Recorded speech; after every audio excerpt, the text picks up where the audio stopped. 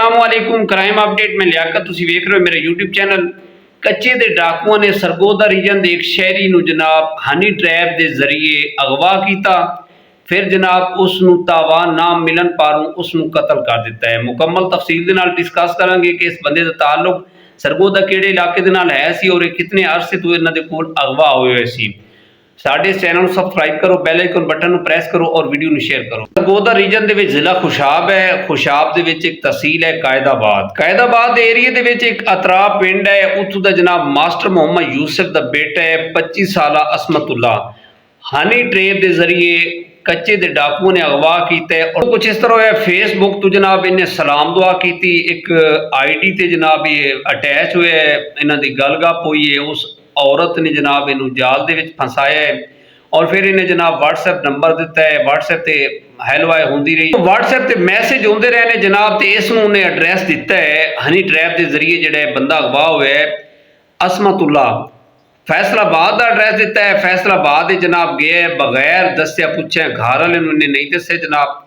तो ये चला गया फैसलाबाद, इन्हें सलाम दुआ रखी है और उसने इनू झांसा दिता कि तू आके मैनू लै जा, सी शादी करांगे। एक शादी का झांसा दे के असमतुल्ले नू जनाब उसने लड़की ने बुलाया।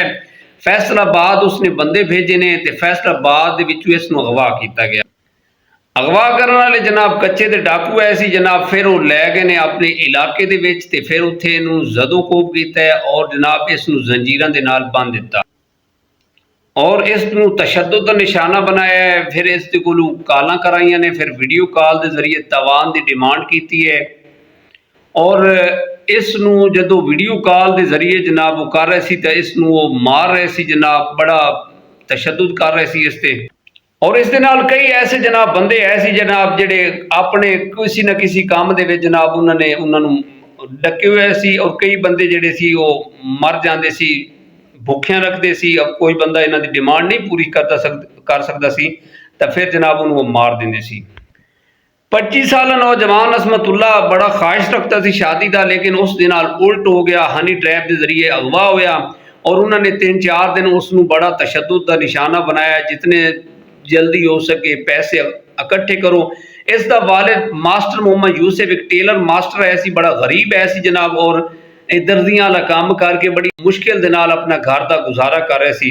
उसने कोशिश करनी शुरू कर दी, उसका लखत जिगर है सी, सगा बेटा है सी, उसकी कोशिश है तो उसनू मैं छुड़ा लिया, उसनू होर निशाना ना बनान।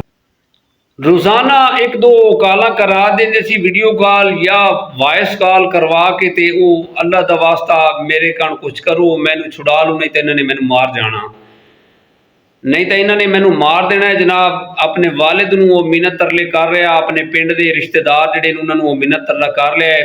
लेकिन उस दौरान उसनू वो बड़े मारदे हैं, वीडियो बनवा के जनाब बड़े बट मारने सिर दे विच ते ओदी हालत बड़ी खराब हो गई जी। दोस्तों कुछ दिन पहले इन्होंने 5 बंदे अगवा किए सी, रुझान दे विच कश्ती लैके आए सी ते बंदे नू लैके गए सी, यंग लड़के आए सी जनाब।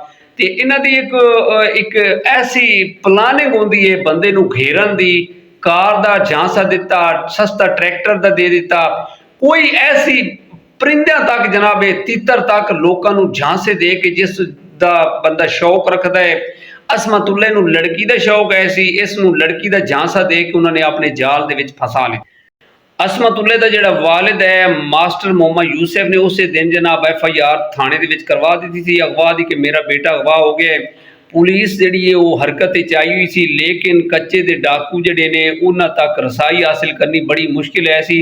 और बाज़ दफ़ा जनाब जी पुलिस है वो कई ऐसे बंदे बाजियाब करा लेंदी सी, लेकिन असमतुल्ले नूं उन्होंने जदों तशद्दुद का निशाना बनाया, उन्होंने कहा 50 लाख का अरेंज करो नहीं तो असमतुल्ला जान तू जाएगा।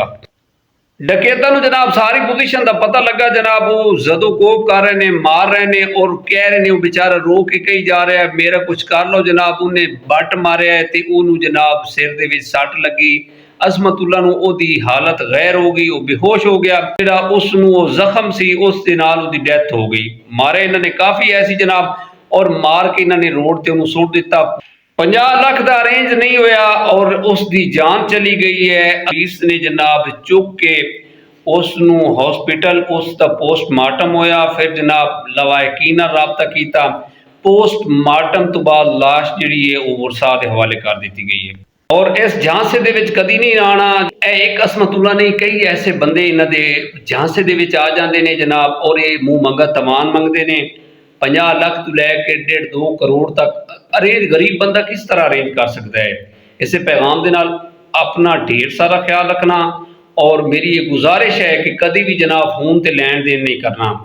ਕੱਚੇ ਦੇ ਡਾਕੂ ਔਰ ਪੱਕੇ ਦੇ ਡਾਕੂ ਉਹਨਾਂ ਤੋਂ ਮੁਹਤਾਤ ਰਹੋ, ਔਰ ਆਪਣੇ ਜਿਹੜੇ ਅਗਾਏ ਬਗਾਏ ਦੋਸਤ ਹਨ, ਕੋਈ ਤੁਹਾਡੇ ਕੋਲ ਮਸ਼ਵਰਾ ਲੈਂਦਾ ਜਾਂ ਕੋਈ ਇਸ ਤਰ੍ਹਾਂ ਦਾ ਚੱਕਰ ਹੈ, ਉਹਨਾਂ ਨੂੰ ਦੱਸੋ ਕਿ ਇਸ ਕੰਮ ਤੋਂ ਬਾਜ਼ ਆ ਜਾਣ। ਮੁਲਾਕਾਤ ਹੋਏਗੀ ਅਗਲੇ ਵਲੋਗ ਦੇ ਅੰਦਰ। ਖੁਦਾ ਹਾਫਿਜ਼।